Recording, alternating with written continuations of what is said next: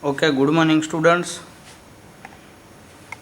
We have already calculated sums of residential status and also the income statement sums which are required for calculating the SSC's total income. We have already considered those kinds of sums. So we have already completed each and every type of sum in this chapter. So there is no requirement of calculating extra sums because we have already calculated various types of our sums. So we have already completed all the things. So I want to inform you that we will going to next chapter, which is income from house property. So in next lectures we will start our new chapter. So it is our last lecture for this chapter. Okay, so residential status, in last lecture we have already calculated a sum in which we have to determine residential status of the SSC, and then after determining his residential status, how his income will be considered, whether it is taxable or not. Those kind of sum we have already completed. So there is no requirement of calculating extra sum, but for today we are also calculating one extra sum which is of Mr. Jasu Patel, and I will provide you the every information or this sum in telegram group, okay, in PDF. Okay, so Mr. Jasu furnishes following information from his particular of his income for relevant year assessment year 2019-20.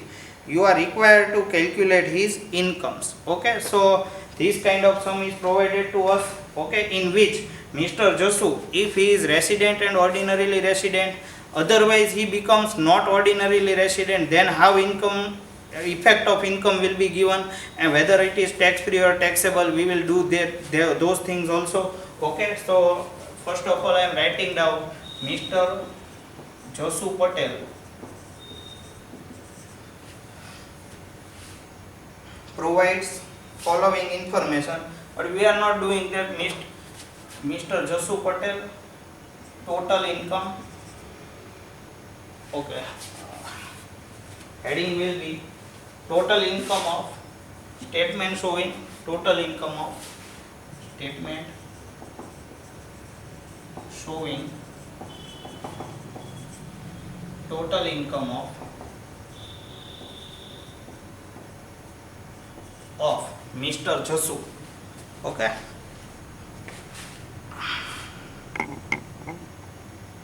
okay, so here it is not specified that whether he is resident and ordinarily resident, whether he is not ordinarily resident, or whether he is non-resident. So we have to assume that if there are three types of residential status is given, then how his income will be calculated, and number of days he stayed in India is also not provided.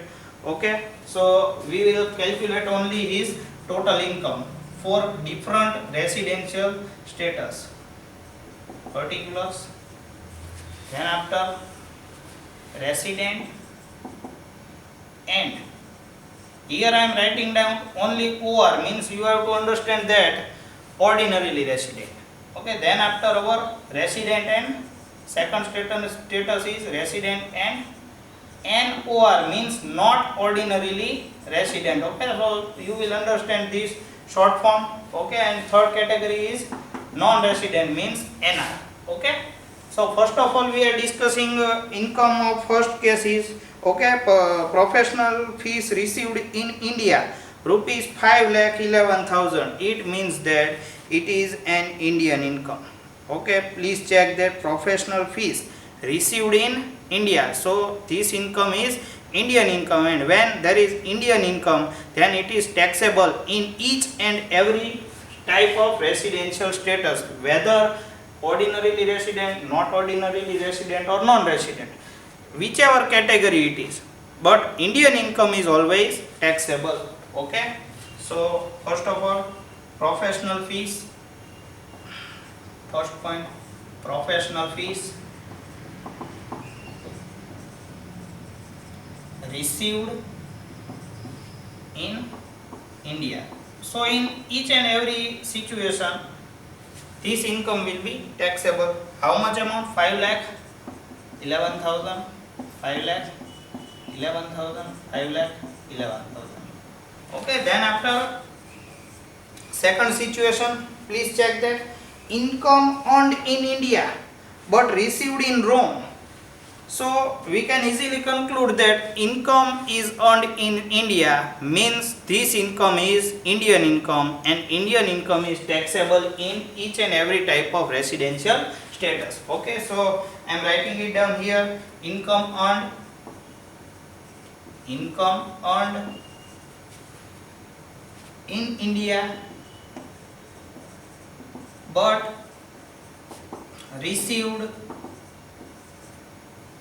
in Rome, but it will be taxable in each and every status. Okay, 8,12,000, 8,12,000 and 8,12,000. Okay, then after income from agriculture in Nepal, please check that income from agriculture in Nepal. Nepal is an independent country. Okay, so Nepal is our neighbor country, but it will be considered as foreign income because income is not earned in the borders of India. Okay, so it is a foreign income. Okay, so for this kind of foreign income, what is our rule says? In case of if you are resident and ordinarily resident, then foreign income and Indian income both consider as taxable. Okay, this is our first rule for resident and ordinarily resident person. Next point, resident, if SSC is a resident and not ordinarily resident, then it is a rule that Indian income is taxable, but for foreign income must be managed in India. If this word is used, then it is taxable, otherwise it is not taxable. So here, in case of not ordinarily resident, it will not have any taxable effect because this income was not managed from India. Okay, and in case of non-resident, it is also here dash because in case of non-resident, this income is also not taxable here because foreign income is not taxable in the case of non-resident. We have earlier this point discussed. Okay, so only in this case income will be taxable.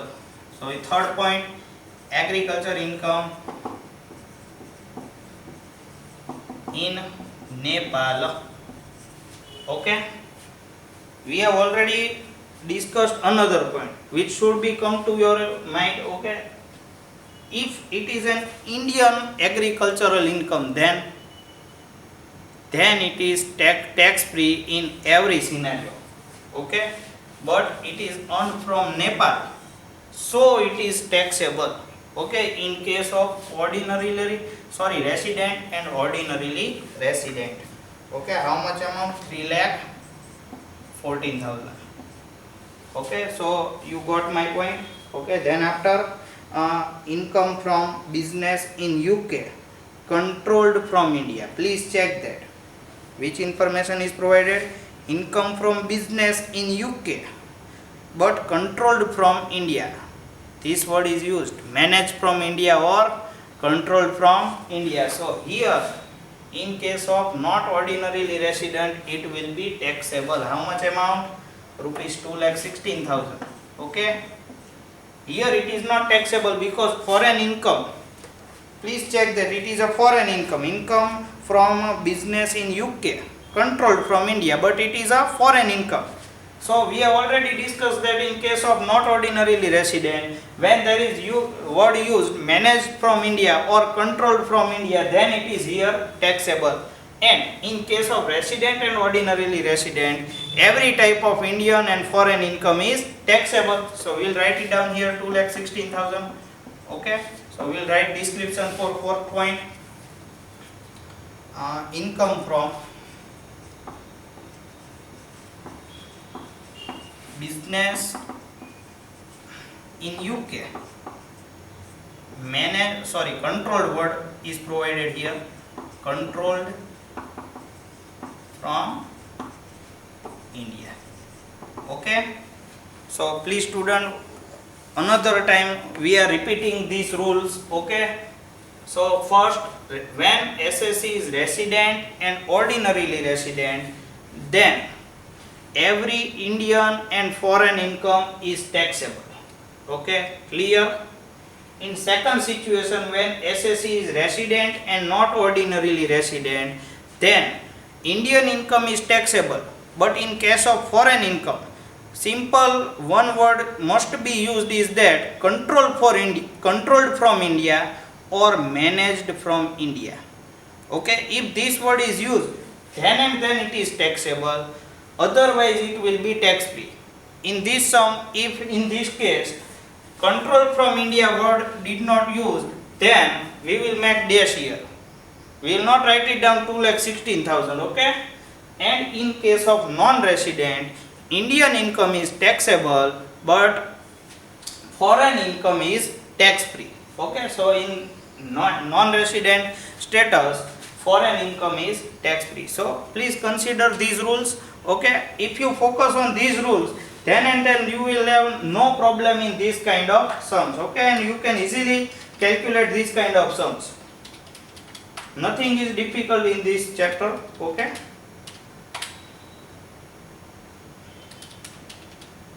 we'll make total 18,53,000. Okay, which is matching with the answer provided in the book, 18,53,000. Okay, and then after we are checking for non-resident, not ordinarily resident, 5,11,000 plus 8,12,000 plus 2,16,000, 15,39,000. Okay, and then after 5,11,000 plus 8,12,000, then 13,23,000. Okay, so this will be our total taxable income. Okay, so students, you have understood these kind of points. Okay,